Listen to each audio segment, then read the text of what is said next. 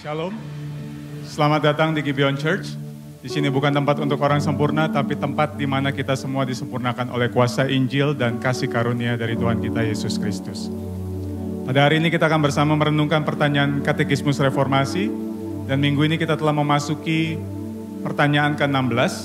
Saya akan membacakan pertanyaannya dan nanti kita membaca bersama untuk jawabannya. Pertanyaannya, siapakah penebus itu? Satu-satunya penebus adalah Tuhan Yesus Kristus, Anak Allah yang kekal dan tidak berdosa. Dia adalah Allah yang menjadi manusia dan menanggung hukuman atas dosa itu sendiri. Kita baca bersama di dalam Galatia 3 ayatnya yang ke-13. Kristus telah menebus kita dari kutuk hukum Taurat dengan jalan menjadi kutuk karena kita. Sebab ada tertulis, terkutuklah orang yang digantung pada kayu salib. Silakan duduk. Bapak Ibu Saudara, saya rasa setiap kita pernah mengalami keadaan yang mungkin bisa kita katakan tidak menyenangkan dalam hidup. Misalnya hal-hal yang membuat kita stres ataupun depresi atau mungkin kita menjadi putus asa. Namun apapun keadaan terburuk yang pernah kita alami atau kita rasakan, sesungguhnya itu tidak akan sebanding dengan kondisi kita akibat kejatuhan manusia di dalam dosa. Alkitab dengan jelas mengatakan bagaimana kondisi kita akibat dosa. Status kita adalah pendosa. Kondisi kita dikatakan mati. Dan juga relasi kita dikatakan bahwa kita adalah musuh Allah. Bayangkan, kita menjadi musuh dari pribadi yang menciptakan kita. Sehingga satu hal yang bisa kita simpulkan dari hidup kita sebelumnya adalah hopeless. Nggak ada harapan untuk kita.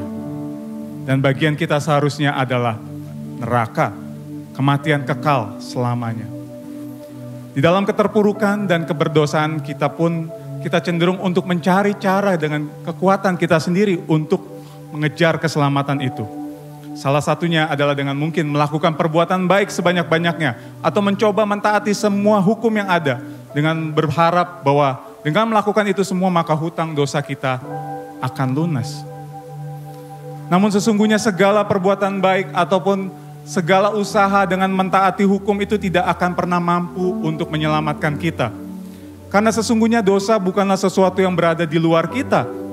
Ketika kita melakukan segala sesuatunya itu bisa menyelesaikan hutang dosa kita. Dosa sesungguhnya ada di dalam kita.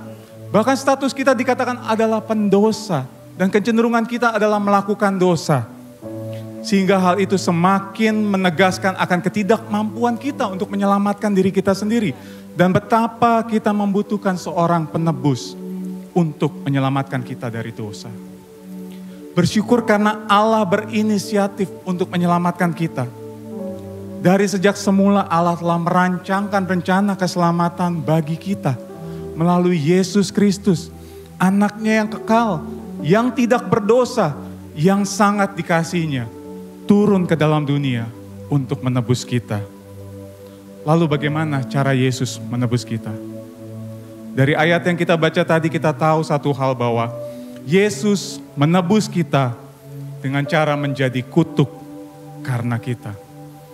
Sewaktu berada di dunia, Yesus telah menjalani kehidupan yang kita jalani dengan sempurna. Bahkan sampai kematiannya di atas kayu salib. Yesus menggantikan kita menanggung hukuman yang seharusnya kita terima. Bahkan dia rela untuk menjadi kutuk dan menjadi tidak berharga. Supaya kita yang tidak berharga menjadi berharga. Melalui penebusan Kristus, kita yang adalah pendosa, kini dibenarkan di dalam Kristus. Melalui penebusan Kristus, kita yang tadinya dikatakan mati boleh mendapatkan kehidupan itu.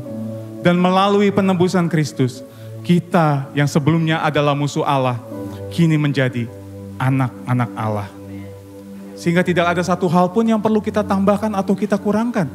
Penebusan Yesus Kristus di atas kayu salib, kebangkitannya dari kematian, itu cukup bagi kita. Amin. Mari saya undang kita bangkit berdiri. Pada saat ini saya memberikan kesempatan kepada setiap kita untuk datang di dalam doa pertobatan secara pribadi. Karena terkadang di dalam menjalani kehidupan kekristenan kita tidak menghargai akan penebusan Kristus.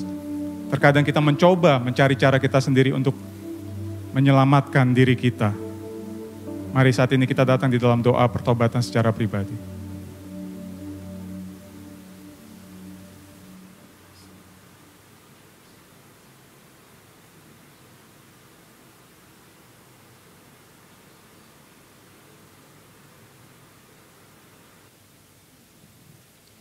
Tuhan, kami bersyukur untuk kasih-Mu yang begitu besar bagi kami Tuhan.